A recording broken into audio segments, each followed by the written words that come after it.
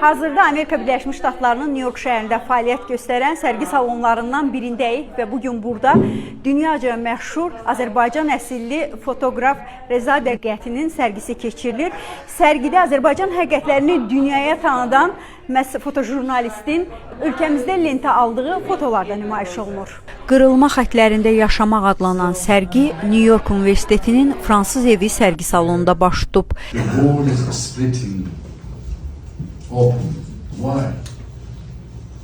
Sərginin açılışında çıxış edən tanınmış fotoqraf Reza Diqqəti bildirib ki, ekspozisiyada onun 50 ildən artıq yaradıcılıq fəaliyyəti dövründə müharibələr və təbii fəlakətlər baş vermiş, müxtəlif coğrafiyalarda kamerasının yaddaşına köçürdüyü foto şəkilləri nümayiş olunub.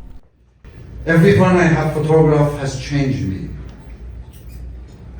You have changed me too, each of you. Sərgidə fotoqrafın 1992-ci ildə Ermənistanın Azərbaycana qarşı işğalı zamanı lentə aldığı fotolarda yer alıb.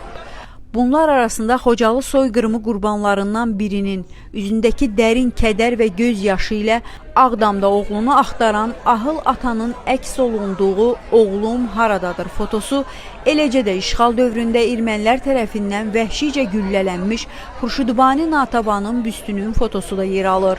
Bununla yanaşı sərgidə 2012-ci ildə fotoqrafın Şirvanşahlar Sarayında lentə aldığı rəqs edən iki Azərbaycanlı rəqqasənin fotosu da nümayiş olunub. Reza Diqqəti Diaspor TV-yə müsahibəsində bildirib ki, onun ən böyük amalı Azərbaycan reallıqlarını, keçmişini və bugününü dünyaya tanıtmaqdır.